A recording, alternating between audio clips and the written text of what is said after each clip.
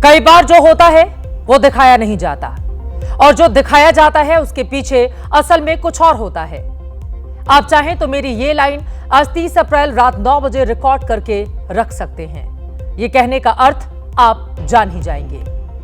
मेरे बोलने से पहले आपने जो 1 मिनट की युद्ध की एक रील देखी, उसमें गरजते बरसते रफाल विमानों की रिहर्सल देखी। तो यहां आपको बताते चले कि पाकिस्तान पर हमले की अपनी राष्ट्रीय इच्छा को बस थोड़ा सा आप होल्ड करें, क्योंकि पाकिस्तान के फ्रंट पर भारतीय सेना को कल ही खुली छूट देकर सरकार अब कुछ दूसरे जरूरी कामों में लग गई है।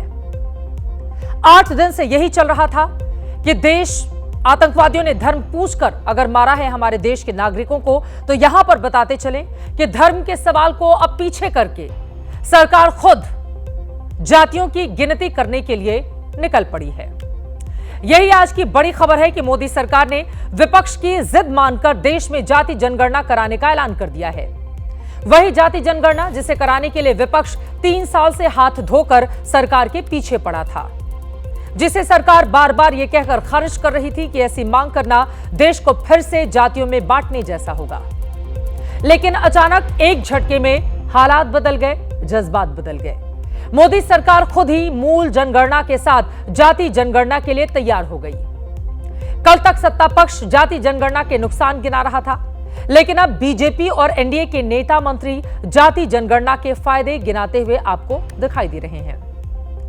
इस देश में एक प्रबुद्ध वर्ग है जिसका हमेशा से पूर्ण विश्वास रहा है कि मोदी जी ने जो किया है वो ठीक ही किया होगा और मोदी जी जो करते हैं वो बिल्कुल ठीक करते हैं। लेकिन आज देश की एक बड़ी जनसंख्या सोच समझकर चकराई हुई है, सोच सोचकर कि आखिरकार अचानक से ये क्या हुआ। दिमाग घूमा हुआ है कि सरकार तो पाकिस्तान को मिट्टी में मिलाने का, उसे उसकी कल्पना से बड़ी सजा देने का, आतंकवादियों को धरती के अंतिम छोर तक जाकर मारने का प्लान तैयार कर रही थी। फिर यह जाति जनगणना बीच में कहां से आ गई। मैं नहीं बता सकती कि इस वक्त 140 करोड़ भारतीयों की आत्मा पर उनका धर्म पूछकर हमला करने वाले आतंकवादियों को ढूंढना जरूरी है या फिर इन्हीं 140 करोड़ भारतीयों की जाति ढूंढना। बहरहाल देश में जाति जनगणना का फैसला हो चुका है, तो हम जनहित में उस पर विस्तार से बात करेंगे। जाति जनगणना की जरूरत, उसकी सियासत क्या है वो बताएंगे, उसके प्लस माइनस भी गिनाएंगे। लेकिन पहले यह जानते हैं कि पाकिस्तान पर कोई बड़ा ऐलान ना होने से क्या देश को झटका लगा है, क्योंकि पूरा देश कल से आज तक सरकार की हाई लेवल बैठकें ध्यान से देख रहा था। दुनिया की निगाहें इन बैठकों पर थीं, पाकिस्तान की सांसें फूल रही थीं। पहलगाम हमले के बाद पाकिस्तान से हाई टेंशन के बीच कल दिल्ली में प्रधानमंत्री ने काफी अहम बैठक ली। इसमें रक्षा मंत्री, एनएसए, सीडीएस और देश के तीनों सेनाओं के प्रमुख शामिल थे। रक्षा मामलों के लोग साथ में बैठे तो अनुमान लगा कि भारत कुछ बहुत बड़ा करने जा रहा है। बैठक खत्म हुई तो 2 लाइन की खबर इससे निकली। प्रधानमंत्री मोदी की ओर से कहा गया, सेना को हर ऑपरेशन की खुली छूट है, लक्ष्य, समय और तरीका ये सेना खुद तय करे। इसी के साथ बड़ी खबर आई कि बुधवार सुबह सीसीएस की बैठक होगी। इसके अनुमान और पुख्ता हुए कि पाकिस्तान पर कार्रवाई का फैसला अब अंतिम चरण में पहुंच चुका है। आज सुबह 11 बजे सीसीएस की बैठक शुरू हुई। पहलगाम हमले के 8 दिन में दूसरी बार प्रधानमंत्री, रक्षा मंत्री, गृह मंत्री, विदेश मंत्री, वित्त मंत्री, एनएसए सभी साथ बैठे। बैठक 5 मिनट में खत्म हो गई, खबर बाहर नहीं आई। सीसीएस की बैठक के बाद आज 3 बैठकें हुई। ये तीनों बैठकें भी प्रधानमंत्री मोदी ने ही ली और ये तीनों बैठकें भी एक के बाद एक 5-5 मिनट में खत्म हो गई। सीसीएस की बैठक खत्म होते ही 11:05 पर cabinet committee on parliament affairs यानी कि सीसीपीए की बैठक हुई, जो 11:10 तक चली। 11:10 पर आर्थिक मामलों की कमेटी यानी कि सीसीईए की बैठक शुरू हुई। यह बैठक भी सिर्फ 5 मिनट ही चली। 11:15 पर खत्म हो गई और 11:15 पर केंद्रीय कमेटी की, कैबिनेट की जो बैठक शुरू हुई, यह बैठक भी सिर्फ 5 मिनट ही चली। 11:20 पर प्रधानमंत्री और सारे मंत्री उठ गए। 20 मिनट में 4 बैठकें करके प्रधानमंत्री मोदी अपने दफ्तर यानी कि पीएमओ के लिए रवाना हो गए। घोषणा हुई कि शाम 4 बजे सरकार प्रेस कॉन्फ्रेंस करने वाली है। आप पाकिस्तान की पतली हालत का अंदाजा लगाएं, जिसकी बेचैनी बढ़ती जा रही थी कि पीओके में उसके आतंकी अड्डों पर अब किसी भी वक्त बम गिर सकता है। लेकिन शाम 4 बजे सूचना प्रसारण मंत्री अश्विनी वैष्णव सामने आए तो उन्होंने आज की ब्रेकिंग न्यूज ही बदल कर रख दी।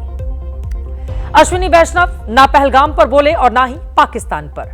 वो जाति जनगणना पर बोले। अब यहां आगे की बात करने से पहले आपको एक तस्वीर खासतौर पर दिखाना चाहेंगे। 22 तारीख को पहलगाम हमले के बाद जब इस पर सियासत शुरू हुई, खुफिया नाकामी पर सवाल उठाए गए, तो उसी के जवाब में यह तस्वीर सोशल मीडिया पर सामने आई थी। ये लेफ्टिनेंट विनय नरवाल और उनकी पत्नी की तस्वीरें थीं, लेकिन इस पर कैप्शन बीजेपी का था। छत्तीसगढ़ बीजेपी ने इस पर लिखा था, धर्म पूछा जाति नहीं। यह एक तरह से धर्म पूछने वाले आतंकवादियों के साथ साथ जाति पूछने वाले विपक्षी दलों पर भी निशाना था। लेकिन आज धर्म पूछकर हिंदुओं को मारने वाले आतंकवादियों पर फैसला सुनाने की बजाय सरकार ने जाति पूछने वाली सियासत को साधा है। तो ये टाइमिंग कई लोगों को समझ में नहीं आई। देश के लोगों से ही सुन लेते हैं कि उन्होंने इस पर क्या महसूस किया।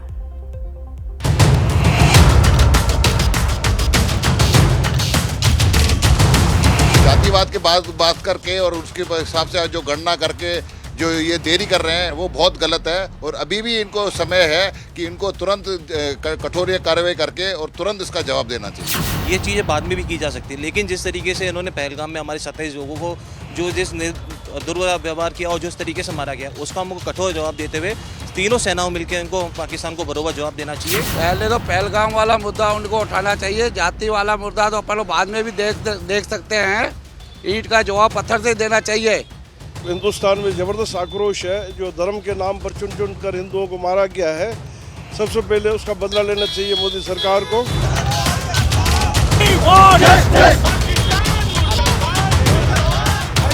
जाति गणना बाद में भी हो सकती है और भी बहुत मुद्दे हैं देश के, तो पहले इनको 26 जो जाने गई हैं उसका प्रतिशोध लेना चाहिए। कहीं ना कहीं वो चाहते हैं कि लोग एक बोलते हैं ना, इस मुद्दे को छोड़ के उस मुद्दे पे उनका आकर्षण हो और ये मुद्दा ठंडा पड़ जाए। पहले तो देश की सुरक्षा, उसके बाद जातीय गणना होना चाहिए थी। कि इसमें जातिगत जनगणना का जो मुद्दा अभी बहरहाल सामने आया है, वो ऐसा तो नहीं लगता कि डाइवर्ट करने का मुद्दा है। तो जहाँ पे आतंकवादी हैं उसको ढूंढ के और पकड़ना चाहिए। मेन बात उसके ऊपर फोकस करना चाहिए। जातिगत जनगणना तो अलग विषय हुआ। एकदम से ये चीज़ें नहीं होता कि रातों रात अटैक कर दिया जाए, तो मैं भी वो वर्क कर रही होगी गवर्नमेंट उस पर।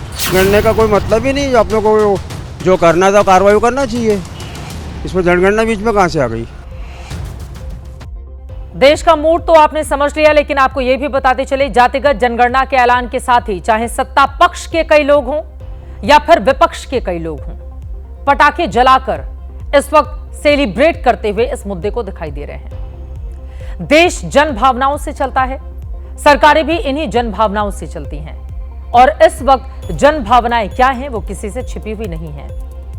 कश्मीर से लेकर देश के कोने कोने तक हर कोई चाहता है कि इस बार आतंकवादियों का पक्का इलाज कर दिया जाए, और पाकिस्तान इसमें आड़े आता हो तो उसका भी पूरा हिसाब किताब कर दिया जाए। ऐसे में पूछा जा सकता है कि क्या सरकार ने जानबूझकर लोगों का ध्यान शिफ्ट किया है? क्या ये माने कि पाकिस्तान पर फैसला तो हो चुका है, सरकार उसे बस जाहिर नहीं कर रही? क्या पाकिस्तान पर फैसला ना बताना भी एक रणनीति का हिस्सा है? हम जब पाकिस्तान के ऊपर हमला करेंगे, जो 100% निश्चित है, तो पाकिस्तान की तरफ से ज़बरदस्त रिटेलिएशन आएगा। उसके देश के अंदर और देश के बाहर उसके पॉलिटिकल कॉनोटेशंस हैं। तो सीसीपीए में ये तय किया गया कि जैसे जब देश में इसके ऊपर सवाल उठेगा, अगर कल ज़्यादा देश का जान और माल का नुकसान होता है, वही पॉलिटिकल पार्टी जो सपोर्ट कर रही हैं कल सरकार के ऊपर उंगली उठाएंगी। तो इनके साथ कैसे डील करना है। सीसीईए का मीटिंग था कि आपके ज़रूर स्टॉक मार्केट क्रैश हो जाएगा, आपका रुपये की वैल्यू जो है वो गिर सकती है, बनिस्बत डॉलर के कुछ बड़े इकोनॉमिक लॉसेस भी हो सकते हैं। तो उनके साथ कैसे डील करना है, उनको उसको कैसे संभालना है। पार्टी का व्यक्ति, किसी भी राजनीतिक दल की सरकार क्यों ना हो, वो कभी भी सुरक्षा से लेकर जो भी निर्णय होता है उसको सार्वजनिक नहीं करती है। इसके पहले भी जब उरी और पुलवामा में आतंकियों का हमला हुआ और मोदी के नेतृत्व वाली सरकार की तरफ से जब 2 सर्जिकल स्ट्राइक की गई, तो वो सर्जिकल स्ट्राइक के बाद ही उसे सार्वजनिक किया गया था। तो ये एक ऐसा मसला है जिस मसले को कम से कम सार्वजनिक नहीं किया जाता। देखिए, जिस प्रकार से बैठकों का दौर कल से शुरू हुआ है, जो आज भी चली पूरा दिन तकरीबन, और हाईएस्ट लेवल पर ये हो रही है, इससे एक चीज़ तो स्पष्ट है कि भारत ये सब समझता है कि भारत पाकिस्तान युद्ध की संभावनाएं काफ़ी बढ़ी हुई हैं, और अगर ऐसा होता है तो भारत नहीं चाहेगा कि देश के अंदर किसी भी राजनीतिक मुद्दे पर विरोधाभास हो, आपस में झगड़ा हो। मैं समझता हूँ कि ये जो डिसीजन लिया गया है ये अपोजिशन को एक लॉलीपॉप देने के लिए, या यूँ समझिए कि इसलिए कि चूँकि हमें अभी एक यूनाइटेड फेस प्रेजेंट करना है, सिचुएशन पहलगाम के बाद बहुत सेंसिटिव हो गई है, इसलिए पॉलिटिकल अपोजिशन लीडरशिप को अपने साथ लेने के लिए शायद ये फैसला लिया गया है। तो जानकार ये कह रहे हैं कि मिट्टी में मिलाने का इरादा बरकरार है, इसे तूफान से पहले की खामोशी की तरह ही देखा जाए।